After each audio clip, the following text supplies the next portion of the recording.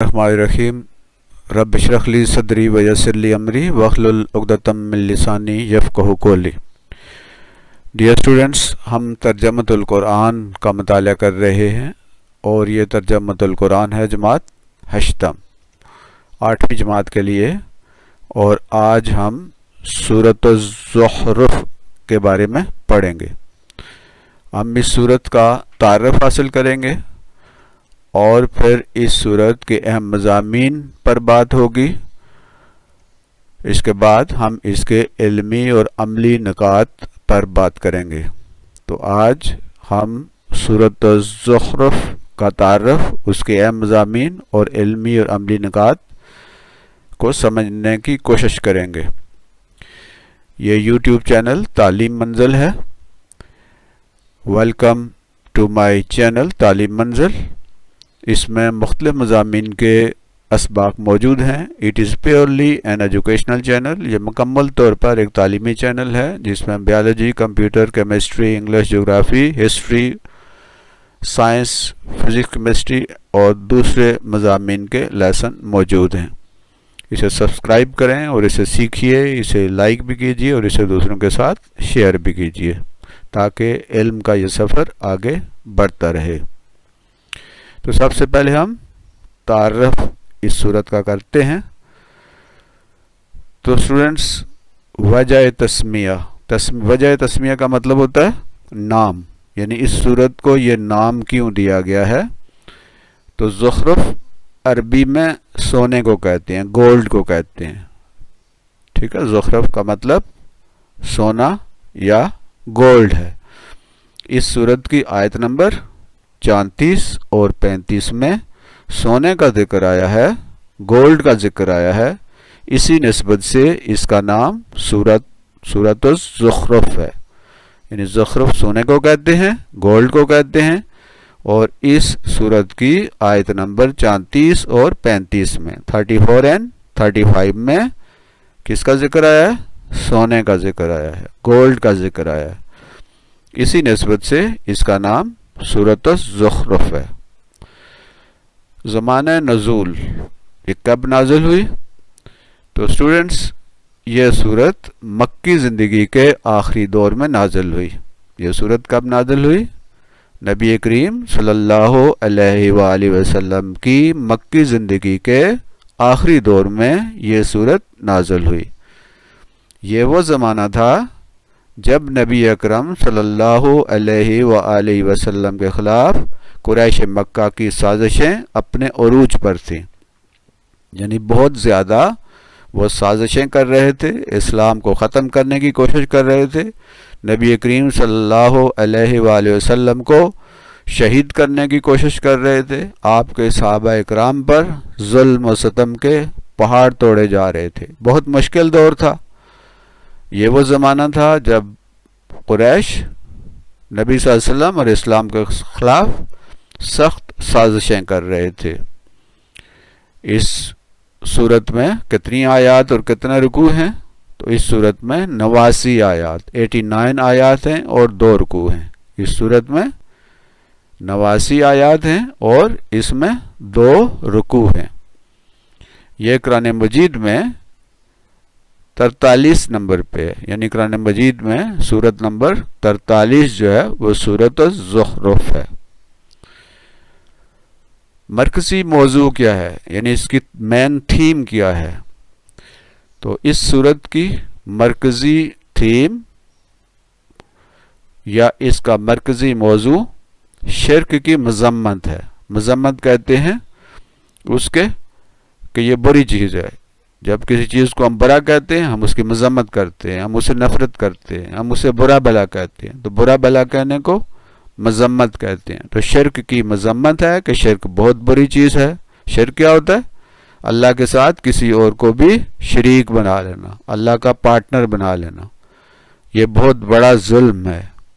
اللہ سارے گناہوں کو معاف کر دے گا لیکن شرک کو معاف نہیں کرے گا۔ جو شرک کی مذمت ہے اور توحید کی اہمیت اس صورت کا مرکزی موضوع ہے۔ توحید یعنی اللہ کو ایک ماننا۔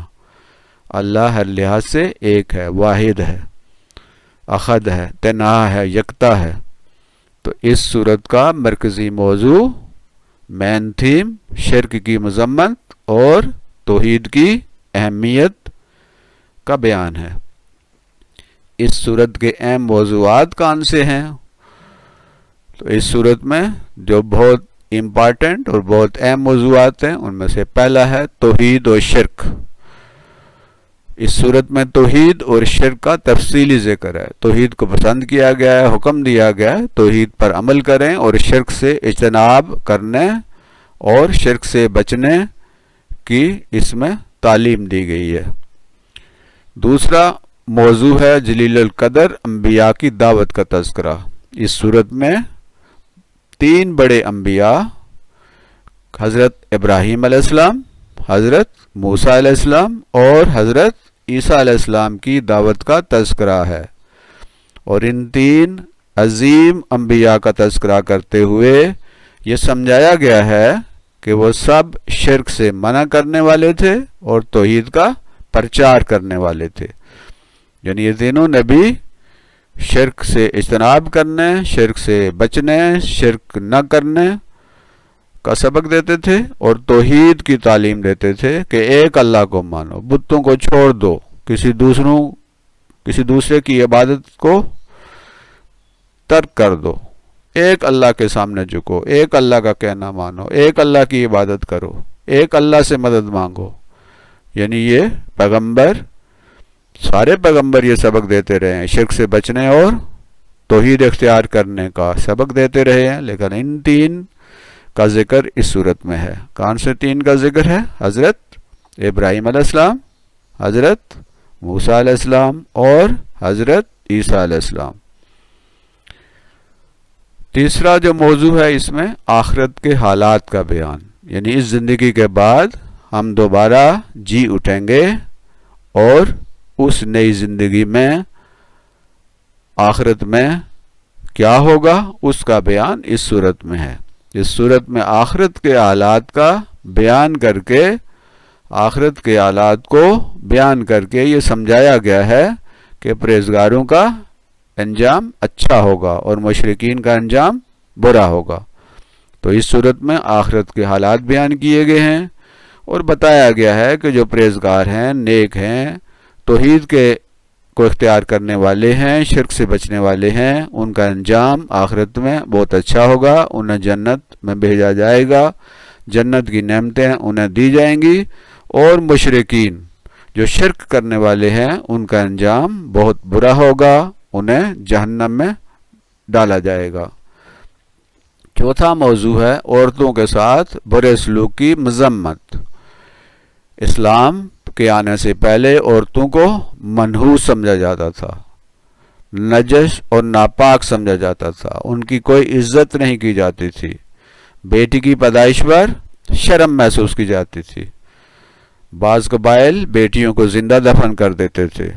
اس صورت میں ان تمام برے اعمال کی مذمت کی گئی ہے۔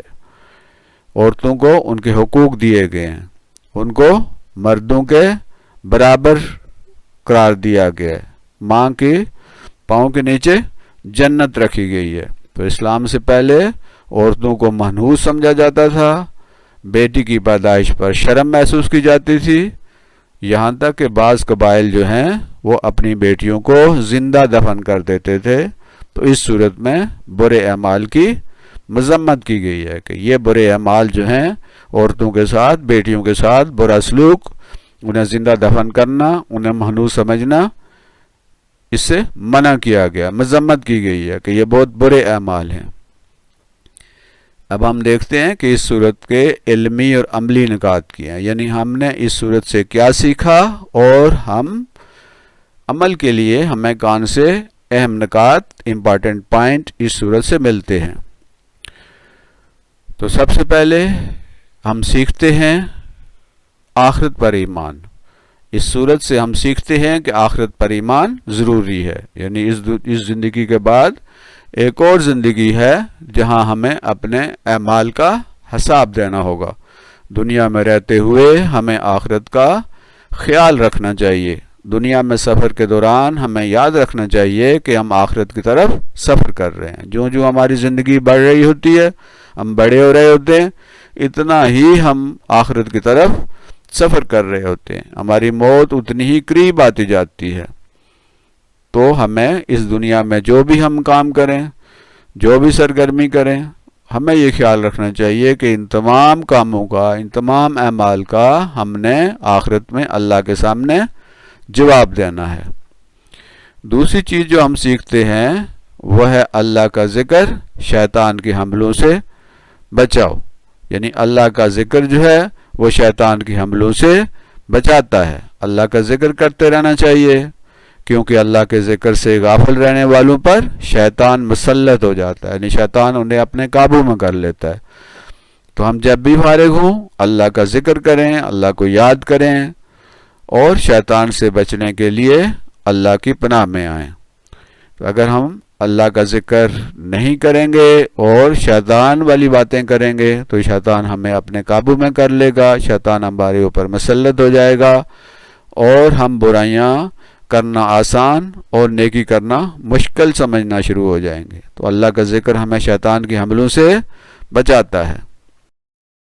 تیسری چیز ہم سیکھتے ہیں، اصل رشتے کی بنیاد ایمان و تقوی ہے۔ لوگوں کے درمیان اصل رشتہ ایمان و تقوی کی بنیاد پر ہے، باقی سب رشتے قیامت کے دن کھوکھلے ثابت ہوں گے۔ یعنی رشتے اور ناطے ہماری آپس میں جو رشتہ داری ہے اس کی اصل بنیاد ایمان اور تقوی ہے۔ اگر ایک آدمی مسلمان نہیں ہے، اگر ایک انسان جو ہے وہ چاہے آپ کا بھائی بہن ہی ہو، اور اگر وہ اسلام اس نے قبول نہیں کیا تو وہ بھائی اور بہن نہیں رہتے۔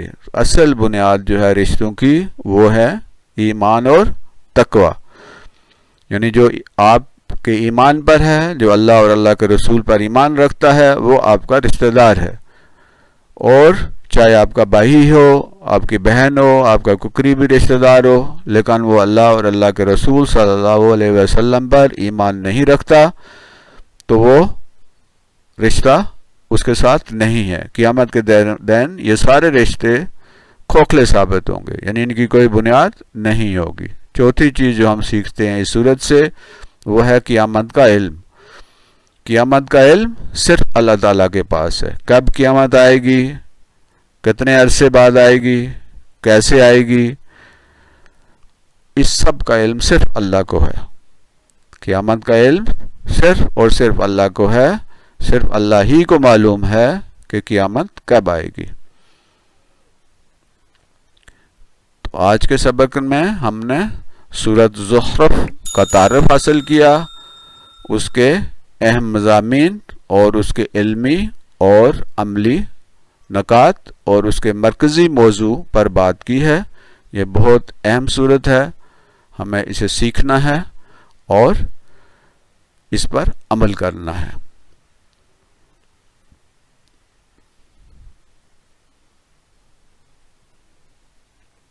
اگلے سبق تک اللہ حافظ، فی امان اللہ۔